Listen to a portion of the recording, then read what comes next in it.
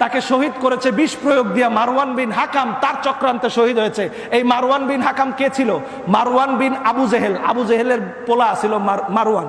এই আমাকে একটা বই দিয়েছিল, বইটা হচ্ছে আপনারা চিনবেন, ওই যে ডক্টর আমিল ফয়সাল মুজাদ্দিদি মুদাজিলুল আলিয়া, ওনারই ভাতিজা, আমাদের গদিনিসিন পীর সাহেব হুজুর কেবলার ভাতিজা, উনি আমাকে একটা বই দিয়েছিলেন, ইমাম আবুল ফারাজ ইবনুল জাউজির লেখা বই। বইটাকে অনুবাদ করেছেন আব্দুল্লাহ জুবায়ের, শশিনা পীর সাহেব হুজুরের বাগিনা, ঢাকা বিশ্ববিদ্যালয়ের সহকারী অধ্যাপক।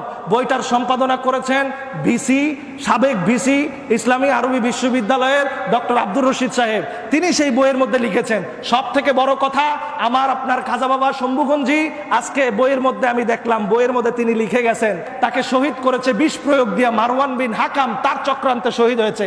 এই মারওয়ান বিন হাকাম কে ছিল? মারওয়ান বিন আবু জেহেল, আবু জেহেলের পোলা ছিল মারওয়ান।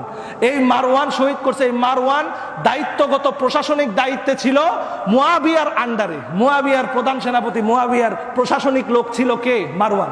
এই মারওয়ান তাইলে এত বড় আওলাদে রসুলকে বিষ দিয়ে মাইরা ফেলাইলো, মুয়াবিয়া শুনে নাই? মুয়াবিয়ার কানে যায় নাই?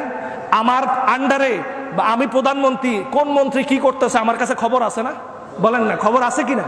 তাহলে এত বড় একটা আকাম করলে আমি তাকে প্রধানমন্ত্রীর পদে রাখবো? তাকে হাজতে জেলখানে, যদি সে আশেকে রসুল হইতো, আশেকে আহলে বাইত হইতো, নবীর আউলাদের সম্মান বুঝতো, তাকে বন্দি করে হাজতে দিত, নাইলে মৃত্যুদণ্ড দিত। দিত কি দিত না? দেয় নাই। বরং কি করেছে?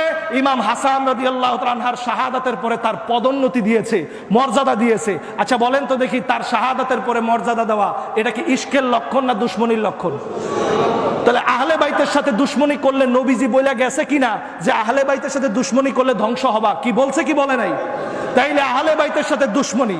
ইমাম হাসান আলাইহিস সালাম চলে যাওয়ার পরে খাজা বাবা সাইফুদ্দিন শম্ভুগঞ্জি তিনি লিখতেছেন যে এই মুয়াবিয়া, সে ব্যক্তি প্রশাসনিক কর্মকর্তা নিয়োগ করলো মদিনাতুল মুনাওয়ারায় 4 জনের জোর করে বায়াত নেওয়ার জন্য, সাহাবা ইকরামকে ফোর্স করে তার কুপুত্র মদখোর পুত্র ইয়াজিদের বায়াত নেওয়ার জন্য সাহাবা ইকরামদেরকে ফোর্স করলো। অনেক সাহাবা ইকরাম বায়াত গ্রহণ করলো, তার অত্যাচারে পড়ে, তার তলোয়ারের সামনে পড়ে সেই বায়াত গ্রহণ করার পরে 4 জন বায়াত গ্রহণ করে না, কোনো মতেই গ্রহণ করে না। তার মধ্যে একজন ইমামে হোসাইন ইবনে আলী, 2 নম্বর হযরতে আব্দুল্লাহ ইবনে জুবায়ের, 3 নম্বর আব্দুল্লাহ ইবনে ওমর, 4 নম্বর আব্দুর রহমান ইবনে আবি বকর। এই 4 জন ক্ষমতা তার বায়াত গ্রহণ করে না, ইয়াজিদের বায়াত। মুয়াবিয়া ইবনে আবি সুফিয়ান লোক পাঠাইলো, যে করে হোক 4 জনের বায়াত গ্রহণ করো, 4 জনের বায়াত গ্রহণ করতেই হবে।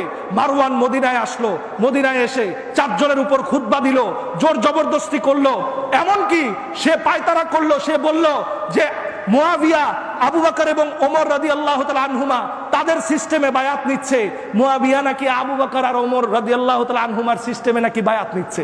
সেদিন হুজুর বিন আদি দাঁড়িয়ে প্রতিবাদ করেছিল। হুজুর বিন আদি একজন জলিলুল কদর মুহাজির সাহাবী, হুজুর বিন আদিকে জীবন্ত মাটির নিচে মুয়াবিয়ার নির্দেশে পুঁতে দেওয়া হয়েছিল। হুজুর বিন আদিকে, এই হুজুর বিন আদি জলিলুল কদর সাহাবী ছিলেন, রাসূলে পাকের শ্রেষ্ঠ বয়োজ্যেষ্ঠ একজন সাহাবী ছিলেন, তাকে হত্যা করা হয়েছে।